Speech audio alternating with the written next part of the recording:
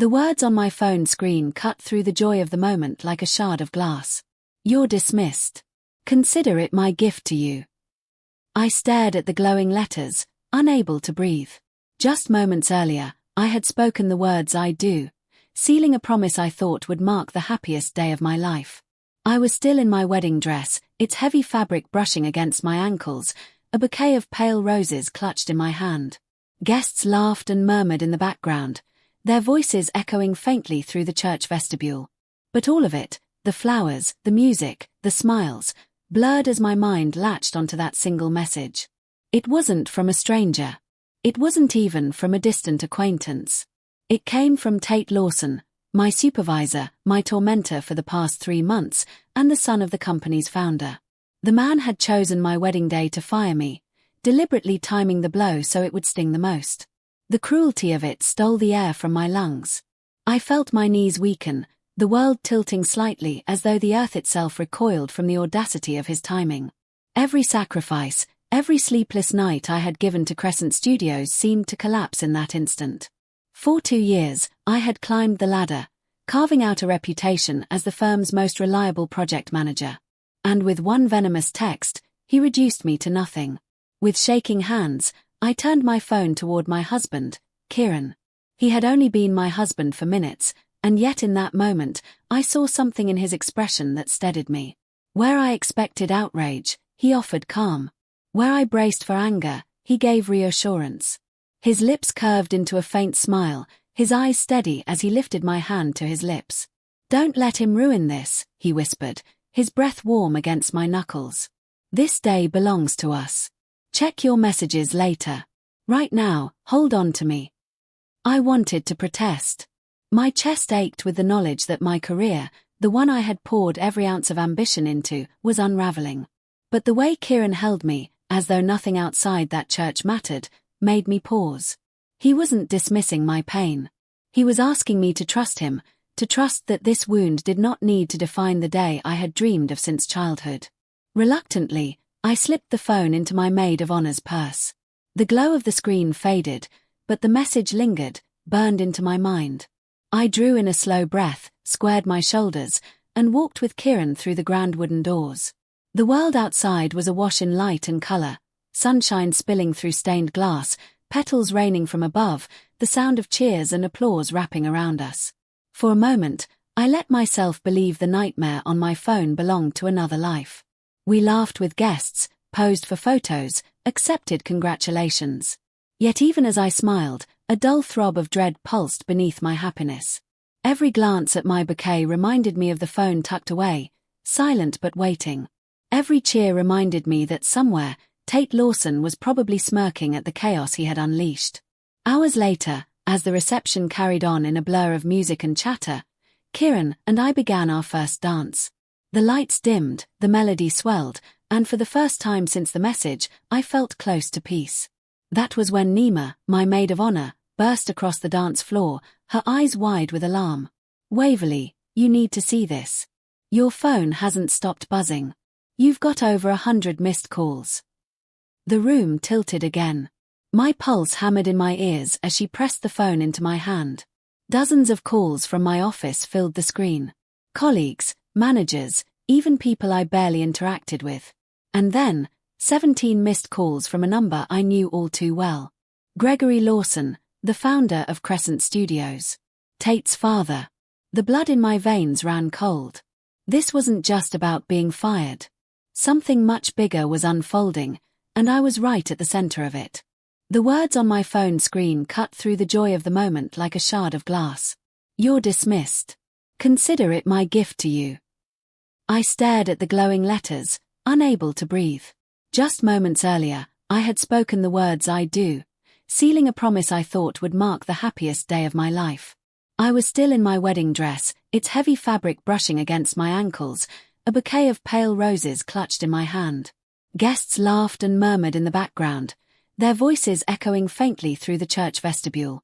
But all of it, the flowers, the music, the smiles, blurred as my mind latched onto that single message. It wasn't from a stranger. It wasn't even from a distant acquaintance. It came from Tate Lawson, My supervisor, my tormentor for the past 3 months, and the son of the company's founder. The man had chosen my wedding day to fire me, deliberately timing the blow so it would sting the most. The cruelty of it stole the air from my lungs. I felt my knees weaken, the world tilting slightly as though the earth itself recoiled from the audacity of his timing. Every sacrifice, every sleepless night I had given to Crescent Studios seemed to collapse in that instant. For 2 years, I had climbed the ladder, carving out a reputation as the firm's most reliable project manager. And with one venomous text, he reduced me to nothing. With shaking hands, I turned my phone toward my husband, Kieran. He had only been my husband for minutes, and yet in that moment, I saw something in his expression that steadied me. Where I expected outrage, he offered calm. Where I braced for anger, he gave reassurance. His lips curved into a faint smile, his eyes steady as he lifted my hand to his lips. "Don't let him ruin this," he whispered, his breath warm against my knuckles. "This day belongs to us. Check your messages later. Right now, hold on to me." I wanted to protest. My chest ached with the knowledge that my career, the one I had poured every ounce of ambition into, was unraveling. But the way Kieran held me, as though nothing outside that church mattered, made me pause. He wasn't dismissing my pain. He was asking me to trust him, to trust that this wound did not need to define the day I had dreamed of since childhood. Reluctantly, I slipped the phone into my maid of honor's purse. The glow of the screen faded, but the message lingered, burned into my mind. I drew in a slow breath, squared my shoulders, and walked with Kieran through the grand wooden doors. The world outside was awash in light and color, sunshine spilling through stained glass, petals raining from above, the sound of cheers and applause wrapping around us. For a moment, I let myself believe the nightmare on my phone belonged to another life. We laughed with guests, posed for photos, accepted congratulations. Yet even as I smiled, a dull throb of dread pulsed beneath my happiness. Every glance at my bouquet reminded me of the phone tucked away, silent but waiting. Every cheer reminded me that somewhere, Tate Lawson was probably smirking at the chaos he had unleashed. Hours later, as the reception carried on in a blur of music and chatter, Kieran and I began our first dance. The lights dimmed, the melody swelled, and for the first time since the message, I felt close to peace. That was when Nima, my maid of honor, burst across the dance floor, her eyes wide with alarm. "Waverley, you need to see this. Your phone hasn't stopped buzzing. You've got over 100 missed calls." The room tilted again. My pulse hammered in my ears as she pressed the phone into my hand. Dozens of calls from my office filled the screen. Colleagues, managers, even people I barely interacted with. And then, 17 missed calls from a number I knew all too well. Gregory Lawson, the founder of Crescent Studios. Tate's father. The blood in my veins ran cold. This wasn't just about being fired. Something much bigger was unfolding, and I was right at the center of it. The reception was still in full swing when I finally slipped away from the music and chatter. Laughter echoed through the hall, glasses clinked, and the dance floor pulsed with energy. But I was no longer fully present. The weight of those missed calls pulled me toward solitude, so I escaped into the bridal suite, closing the door softly behind me. For a long moment, I simply sat on the edge of a velvet chaise, the layers of my gown spilling across the floor. My bouquet had been abandoned somewhere, and my hair, pinned perfectly hours ago, had begun to loosen. I looked less like a radiant bride and more like a woman waiting for her world to collapse. With hesitant fingers, I replayed Gregory Lawson's voicemails. His voice was nothing like the calm, commanding tone I had grown used to. Instead, each message carried a note of panic. "Waverley, call me immediately. Tate had no authority to dismiss you. There's been a mistake. We need you." The next message came, more frantic than the last. "The Downtown Revitalization Project. No one can access your system. The password Tate tried doesn't work. We're at a standstill." Another. "Please, Waverley. The West Side development team is threatening to walk away. We can't find the updated renderings. Clients are furious. This is a disaster." By the sixth voicemail, Gregory's confidence had evaporated entirely. "I'll triple your salary. Just come back. Please." I listened to them all twice. With each word, the tight knot of despair in my chest loosened and transformed into something unexpected. Power. For the first time since the text had arrived, I wasn't drowning, I was breathing. The very system Tate had tried to bury me with was now the one thing keeping Crescent Studios alive. And only I knew how to navigate it. I had built it from the ground up, weaving in shortcuts, safeguards, and fail-safes so complex that no one else could touch it without my guidance. Tate, in his arrogance, had ensured that no one else had the training to use it. As I sat there, absorbing the realization, Kieran found me. He eased down beside me, careful not to crush the delicate folds of my dress.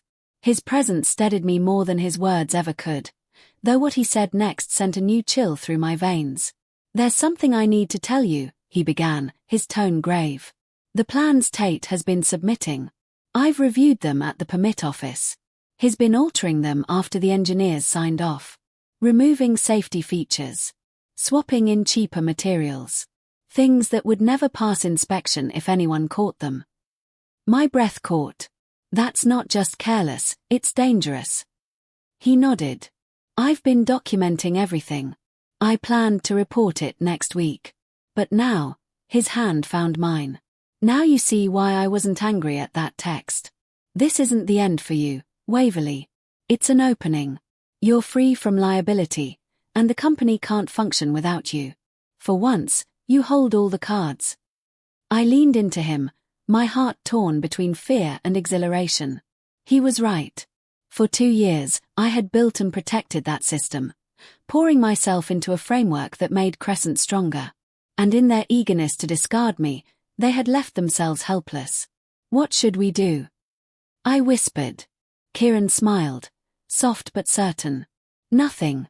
Not today. Tonight we dance. Tomorrow, we leave for our honeymoon. And when we come back," he kissed my forehead gently, "we'll decide how to reshape everything." His words sank into me, a balm to the fury Tate's cruelty had ignited. Instead of revenge, Kieran offered perspective. Instead of chaos, he offered patience. For the first time that night, I laughed, not because everything was fine, but because everything had changed. And so, I returned to the reception. I danced, I laughed, I let the world believe I was a bride untouched by trouble. But beneath every step, beneath every smile, I carried a new truth. Tate thought he had destroyed me. Instead, he had given me leverage I never imagined I'd hold. By midnight, the missed calls had climbed past 200. Yet I didn't answer. Not one. Our honeymoon began as though the universe itself wanted to wash away the chaos of my wedding day. White sand beaches stretched endlessly before us, the sound of waves rising and falling in a steady rhythm that felt almost like a promise. Kieran and I walked barefoot along the shore, our hands brushing, our laughter mingling with the cries of seabirds. For the first time in months, I wasn't thinking about deadlines, budgets, or office politics. I was just a woman in love, beginning a new life. And yet, even paradise couldn't silence my phone. On the third day, while Kieran and I sat beneath a palm tree sipping coconut water, I finally gave in to curiosity and checked my voicemail. Gregory's voice, usually so composed, had unraveled into desperation. "Waverley, I'll triple your salary if you come back. Please. The downtown project is collapsing." I deleted the message without responding. 2 days later, another message arrived. "I'll make you a partial owner of the firm. Name your terms. Just please, return." Each offer was more outrageous than the last. The old me, the one who craved validation, who measured success by title and paycheck, might have been tempted. But sitting there with Kieran, sun warming my skin, his hand steady in mine, I realized this was never about money. It was about respect.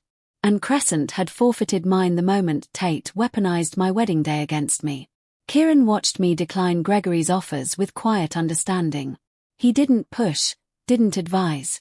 He simply smiled, as if he knew I was finally reclaiming something more valuable than a salary: my dignity. On the final evening of our honeymoon, the sky burned in shades of orange and violet as we watched the sun sink below the horizon.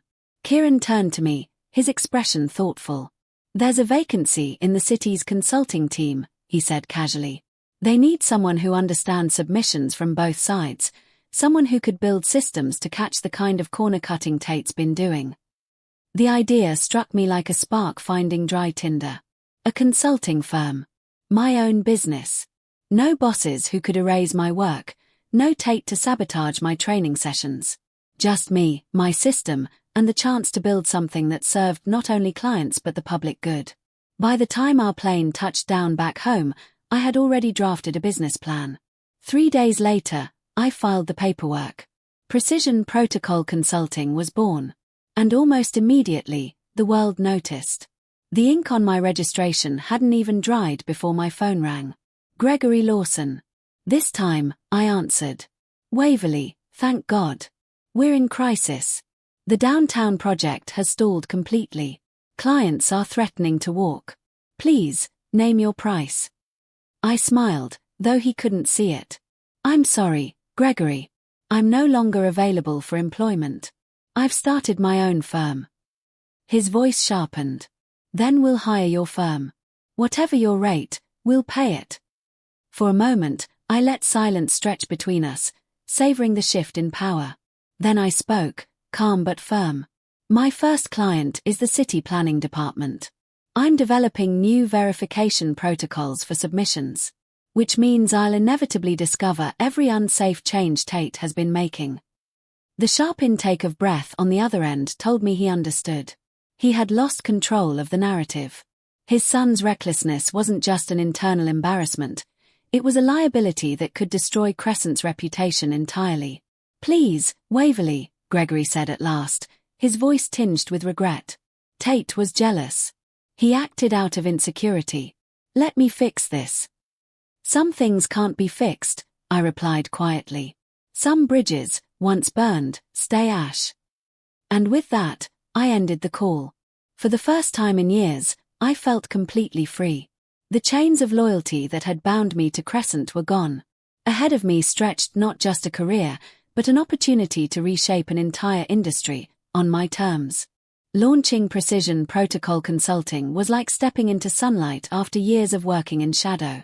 For the first time, I wasn't laboring under someone else's vision.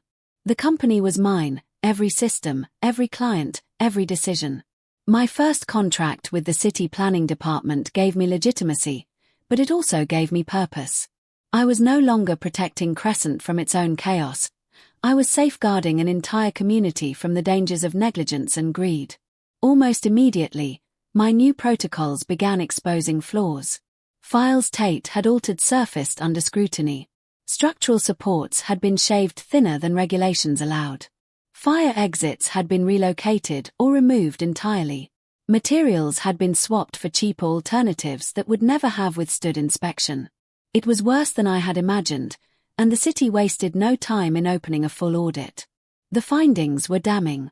Crescent's downtown revitalization project, once touted as the crown jewel of their portfolio, was halted indefinitely. The contracts were reassigned to a competitor, and Crescent's reputation, built over 3 decades, collapsed in a matter of weeks. What had taken Gregory years to cultivate crumbled like sand slipping through his fingers. As for Tate, his downfall was swift and merciless. Word spread quickly through the industry that he had been responsible for the doctored submissions.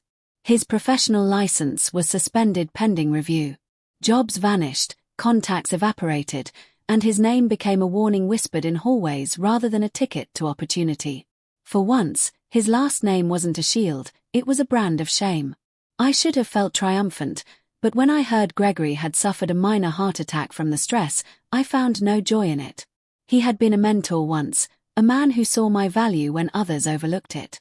His failure wasn't born from malice but from a blind devotion to his son.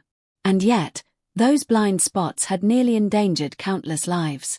Compassion didn't erase accountability.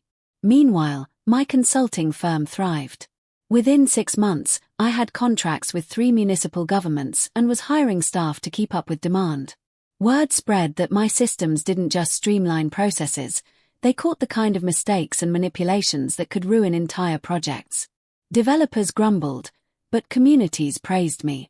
Safety was no longer negotiable. Kieran, steady as always, rose in his own career. His ethical stand at the permit office earned him a promotion. Together, we purchased a small fixer-upper, a house with creaking floors and peeling paint, but with strong bones and sunlight pouring through its windows. It wasn't just a home, it was a metaphor for us. Flawed, imperfect, but full of potential. Then, on the 1-year anniversary of my wedding, a thick cream envelope arrived at my office. The handwriting on the front was careful, deliberate. Inside, I found a letter that began, "Dear Waverley, some debts can never be repaid, but acknowledgement is the first step toward atonement." It was signed, with uncharacteristic humility, by Gregory Lawson. Gregory Lawson's letter was unlike anything I had expected. The man who had once ruled Crescent Studios with an iron confidence now wrote in a voice that was almost penitent. He spoke of mistakes, of blind loyalty to his son, of a year spent rebuilding what had been lost. He described Tate's fall from grace in unflinching detail, the ethics courses, the stripped responsibilities, the humiliation of starting over from the very bottom. And then came the plea.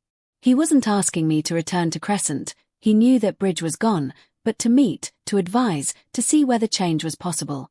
I showed the letter to Kieran that evening, the paper trembling slightly in my hands. "What do you think?" I asked. "Should I meet with him?" Kieran leaned back, considering. "What would be your purpose in going?" "Closure. Vindication. Curiosity." "All of those," I admitted softly. "And maybe to see if true change can actually exist."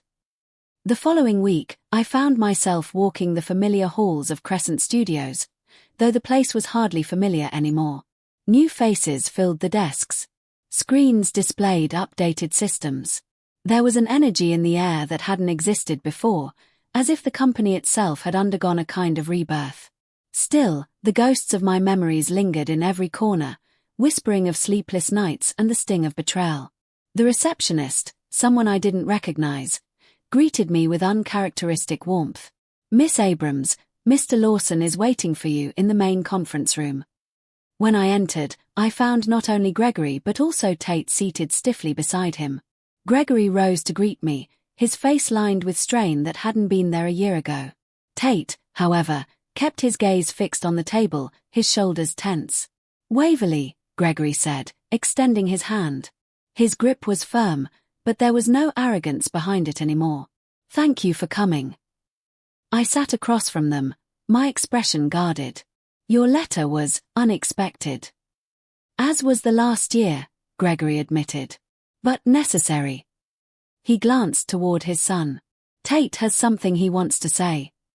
For a moment, Tate remained silent. Then he lifted his eyes to mine. Gone was the smugness I remembered. In its place lingered something quieter, shame, maybe even humility. "I owe you an apology," he said at last, his voice low. "What I did was unprofessional, vindictive, and dangerous. There's no excuse." The words seemed rehearsed, but the redness in his cheeks suggested they came from a place of real humiliation. I didn't reply immediately.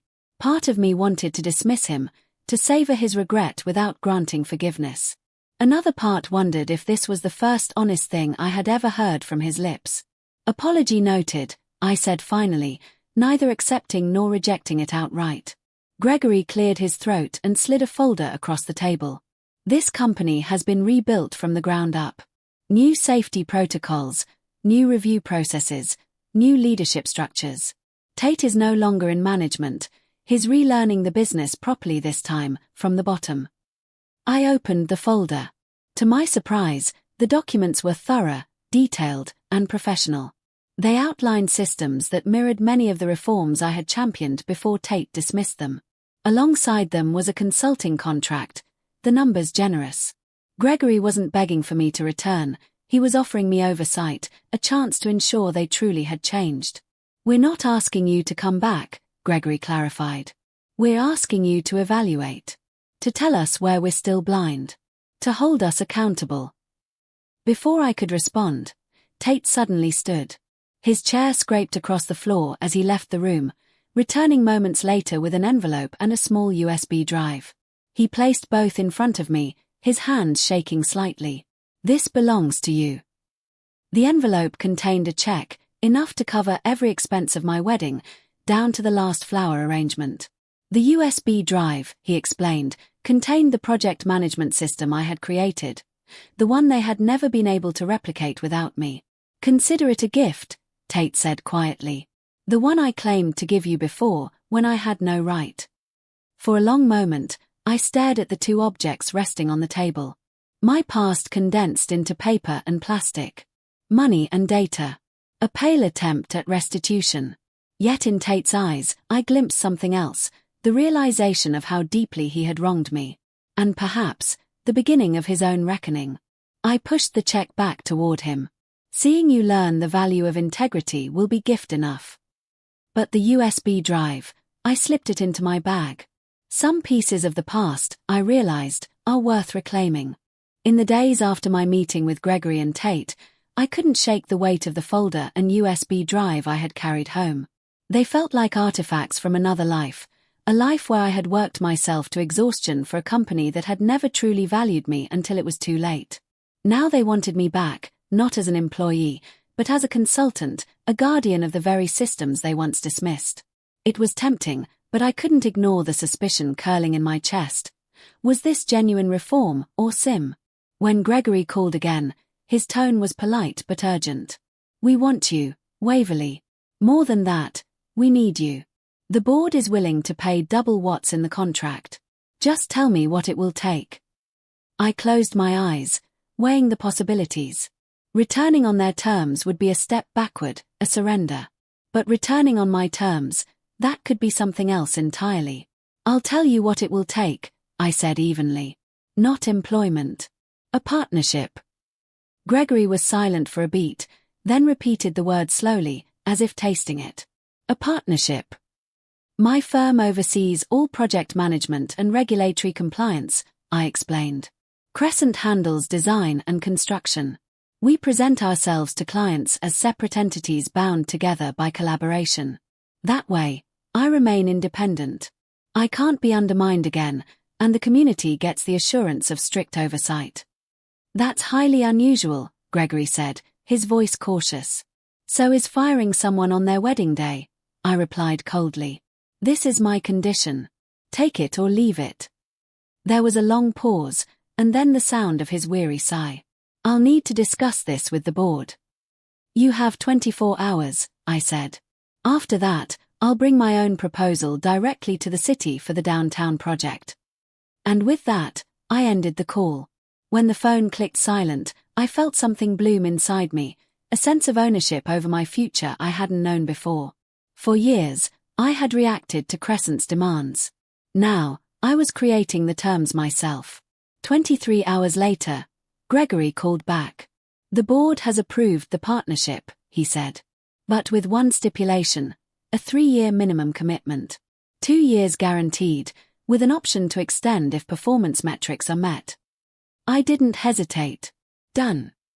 And just like that, Precision Protocol Consulting secured its largest contract yet. Weeks later, when Crescent's competitor collapsed under the weight of its own corruption scandal, our partnership was ready. Together, we presented updated plans for the downtown revitalization project, now infused with additional safety measures and fortified by my compliance protocols. The city awarded us the contract, not only because of the quality of our proposal, but because of the unique partnership structure that combined Crescent's creativity with my firm's accountability. The press called it. As for Tate, he was assigned the role of junior project coordinator, a position 5 rungs below his former title. Every morning, he received a training module from my team. Every evening, he was tested on what he had learned. Failures meant repeating the lesson the next day. To my surprise, he never complained. He studied, he asked questions, and for the first time since I had met him, he seemed to be building himself into something more than his last name. It was strange, watching him stripped of arrogance and forced to confront humility. Strange, and, though I hated to admit it, satisfying. For the first time, the man who had tried to ruin me was being rebuilt brick by brick, not by cruelty or humiliation, but by discipline and truth. And this time, I was the one holding the blueprint. 3 months into the partnership, I began to notice subtle shifts in Tate.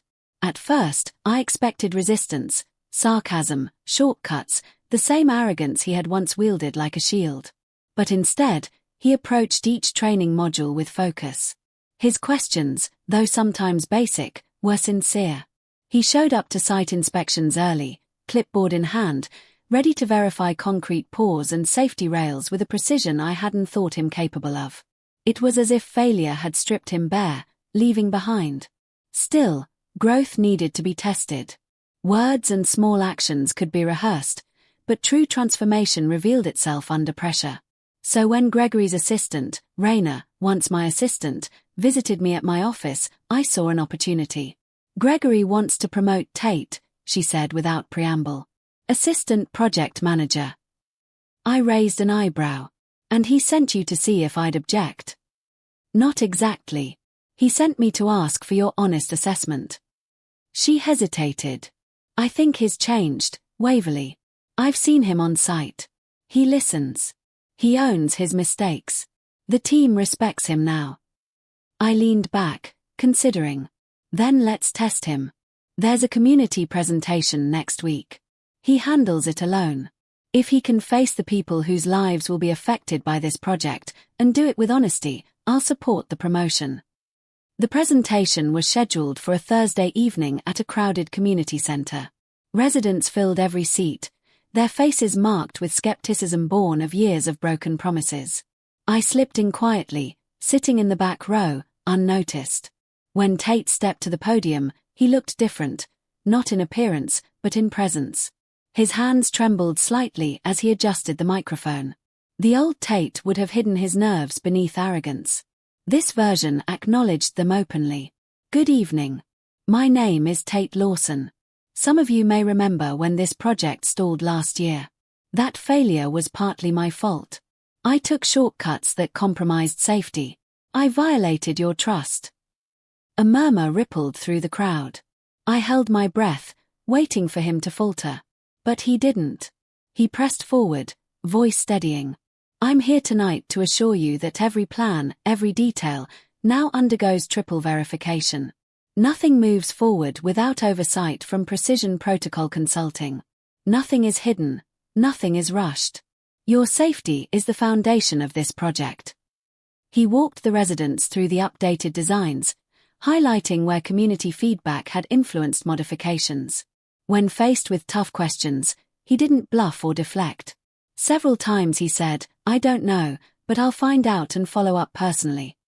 The humility in those words was more powerful than any polished speech.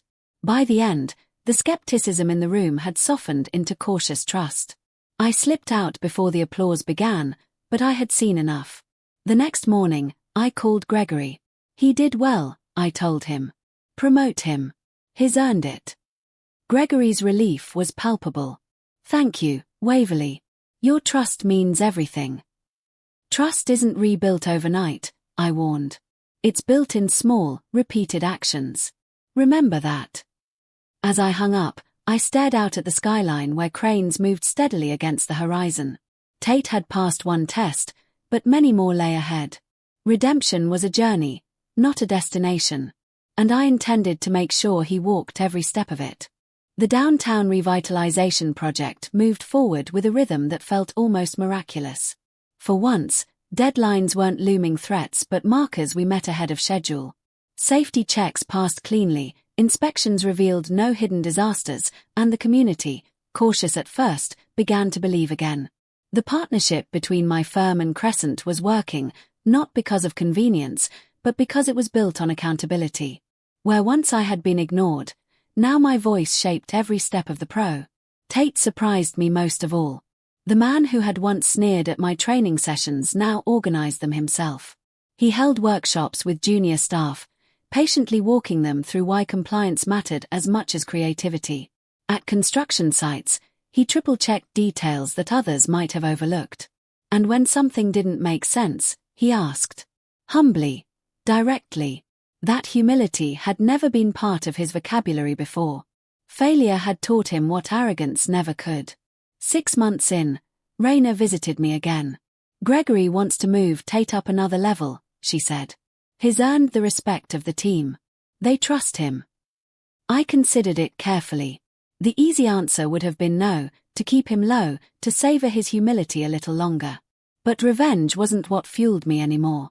Growth was. Then he'll face another test, I decided. If he can carry the weight of responsibility in front of the people, not just behind closed doors, he'll deserve it. That responsibility came in the form of another community update, one far larger than the first. Hundreds filled the hall. Cameras from local news stations lined the back wall. This was no rehearsal, it was a stage that would either solidify or shatter his progress. I sat again in the back, unseen. When Tate approached the podium, he didn't begin with promises or polished lines. He began with honesty. I was part of the reason this project collapsed once before, he admitted. I thought I could cut corners and no one would notice. I was wrong. Tonight, I stand here not to erase that mistake, but to prove I've learned from it. The air in the room shifted. His words carried weight because they were costly. He spoke with clarity, with restraint, with the understanding that trust wasn't a gift but something earned piece by piece. By the end of the night, residents who once whispered doubts shook his hand. Some even thanked him. When I called Gregory the next day, my answer was simple. Promote him. He's earned this, too. He exhaled a sigh of relief. You've given him something I couldn't, Waverley. A chance to rebuild himself. But it wasn't about me giving Tate anything. It was about him choosing to walk a harder path and keep walking, even when no one was watching. Months later, as I stood with Kieran on the edge of the completed site, the skyline glinting with glass and steel, I felt a quiet pride. Not the sharp satisfaction of revenge, but the deeper peace of reconstruction. Crescent Studios had not been destroyed. It had been transformed. Tate had not been ruined. He was learning, slowly, to become someone worthy of his position. And I had not simply survived, I had reshaped an entire system on my terms. Kieran squeezed my hand. Do you ever wish you'd burned it all down instead? He asked gently.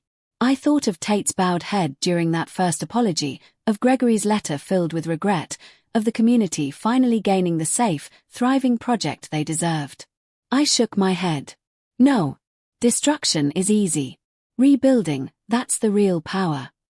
And as the sun dipped behind the cranes, I realized that what began with a cruel text on my wedding day had become something else entirely. Not revenge. Not survival. But the creation of a future I had designed myself, stronger than anything Tate could have taken away.